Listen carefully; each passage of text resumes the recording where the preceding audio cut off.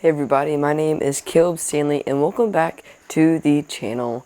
And today we are actually getting into a topic that I really wanted to get into when I first got this camera, but I never really did because my life has been crazy with school starting and everything else. I'm still young and in school, so yeah. But today we are actually going to be talking about the camera I have and why I think it is an amazing camera. So let's jump into the video. So when it comes to cameras, a lot of people like cameras that are very cinematic, but are also good for what they do in their profession. If it's videography, they might want a cinema camera. If it's vlogging or whatever, they might want just a good camera that's not too expensive, but still really good. And I actually have a camera that kind of fits all those categories. So the camera I have is part of Sony's cinema line camera. It is their cheapest option, and in my opinion, not their worst. So the camera that I have is the Sony FX30, and for those of you who know about this camera, you would know that this is a fantastic camera, and it is really good. And the reason I got this camera is because there's another camera just like the Sony FX30, but maybe a smidge better. That is the Sony FX3, which is the bigger brother to the Sony FX30, and everything that the Sony FX3 can do, the Sony FX30 can also do.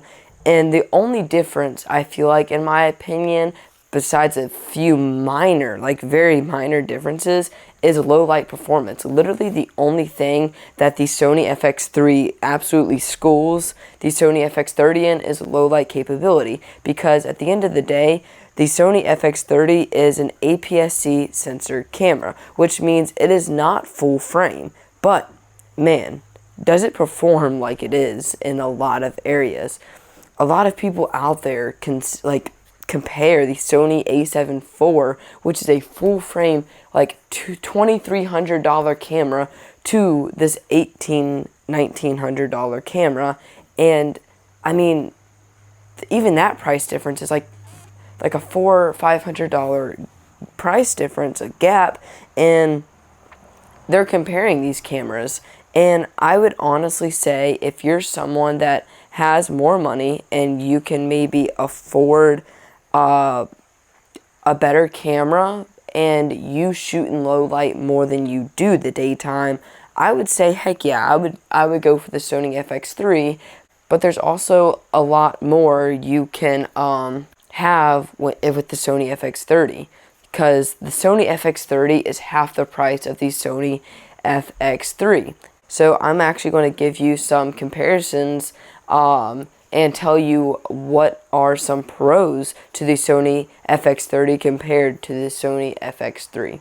Number one, what I said first, basically, is the cost. The cost is, the Sony FX30 is significantly cheaper than the Sony FX3. The Sony FX3, I could be wrong, but I think is around $3,600 with just the camera. But the Sony FX30 is around $1,900, and it fluctuates between $1,600 to $1,900, and I'm pretty sure retail price, at least when it came out, was around $1,800. Now when you go on Amazon and stuff, it usually is around, sadly, $1,900, but I got mine on, believe it or not, Walmart, brand new condition, for $1,600, and it is absolutely amazing. I love it. Powerhouse of a camera. Number two, the Sony FX30 actually has higher resolution APS-C sensor compared to the Sony FX3 full frame sensor, which allows a lot better quality when you're using digital zoom, and I think that that's also a win.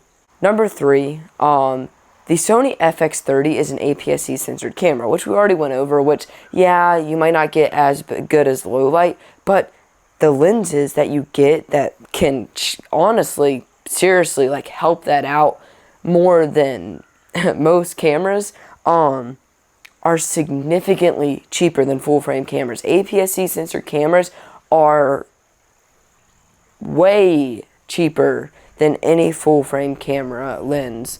Lenses are just, can be so expensive, and when you have an APS-C censored camera, boy, does it make it easy to find different lenses. And there's more lens options when it comes to APS-C sensor. Number 4, when recording in 4K, or when you're in 4K, which is what everybody does with these cinema cameras, the sharpness and the image sharpness on the Sony FX30 is actually sharper than the Sony FX3 and the Sony FX6, which you might think is like, oh, that's crazy. It's a fact. It truly is, and that's what a lot of people, and through my research, have been saying, and this is why I was really just saving up my work money for the Sony FX30, because there's a lot of pros to the Sony FX30, and it's kind of unreal. Number 5, I think it's unreal that Sony gave us this camera with all these pro cinema features, and shoot, even some things that are better than the Sony FX3 for just $1,800, which, yes, is still expensive and is still a lot of money, but compared to some of Sony's full frame cameras that doesn't even offer you this much stuff, or if it does, you can see why. It's $3,000, $2,000 still, and it's just crazy because the Sony FX30 gives you all these features, if not more, for around retail price, which is $1,800 to $1,900, which is insane. Another cool feature, and I don't know if I already went over this, but the Sony FX30 has higher resolution and greater brightness when it comes to the LED screen, or I don't know if it's LED, but the screen that you look at for your footage.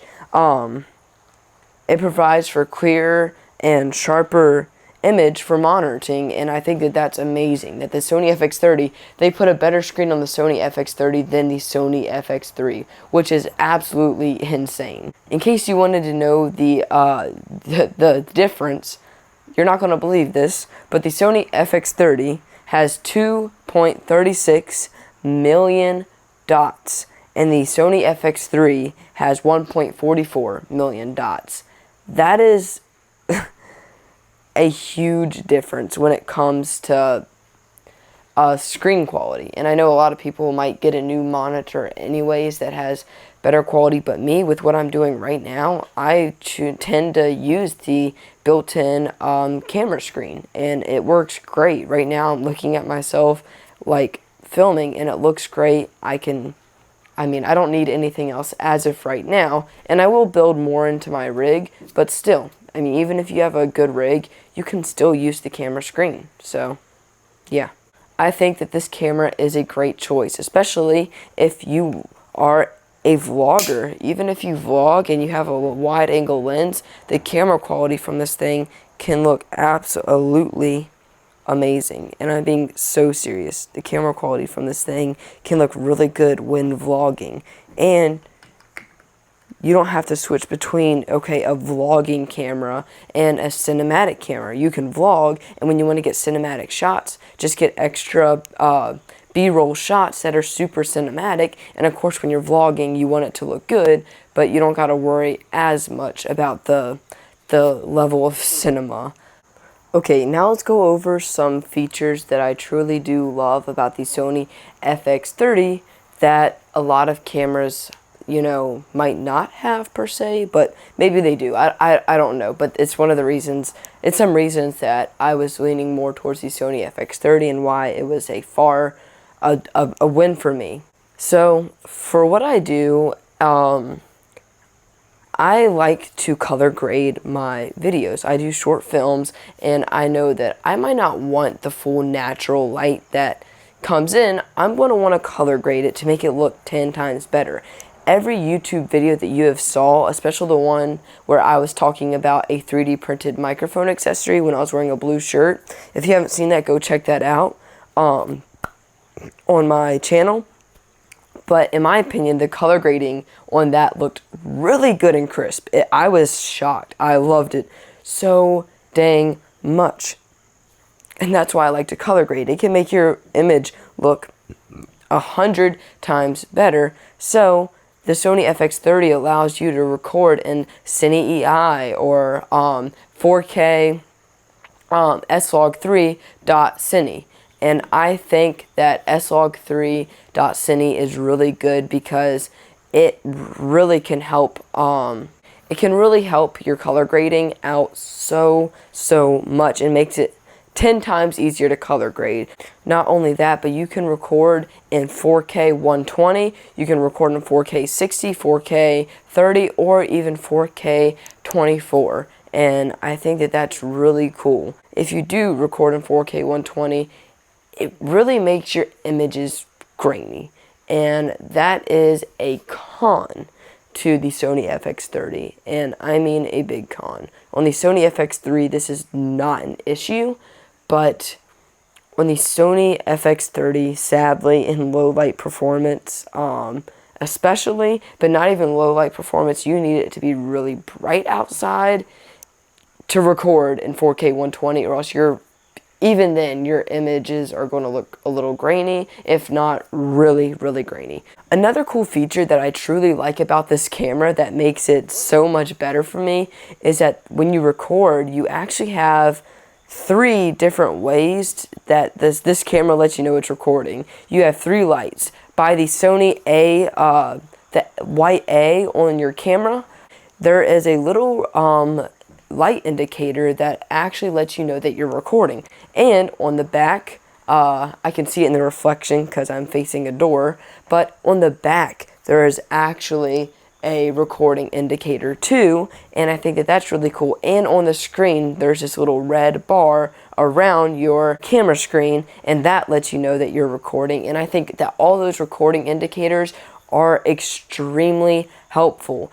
And sorry, I forgot to mention, on the record button on the Sony FX30 and Sony FX3, they all do the same thing. On the record button, there's also a little circle around it that lights up red. So you actually have 1, 2, 3, 4 indicators to let you know that you are recording. So that's what I really like. It makes it look more like a cinema camera. So good job, Sony. Another con, just like the 4K 120 being grainy, another con to the Sony FX30 is that if you're a photographer, sorry, let's get this out the way. If you're a photographer, this camera is not for you. And I knew that getting this camera. So my parents might be watching this because sometimes they watch my videos and be like, well, why'd you get this? You take photos. Flat out.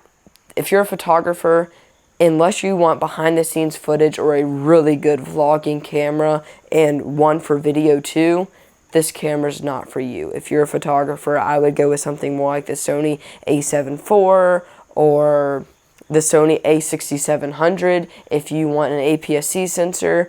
Any cameras like that can be good, but for photography. Sorry, can be good for photography, but the Sony FX30 is strictly a cinema video camera. In conclusion, no, whatever camera you buy is not a bad choice. The Sony FX3 is a great choice, and the Sony FX30 is a great choice. There's no wrong answer, but whatever, really fits of what you're doing, that's what camera I would get.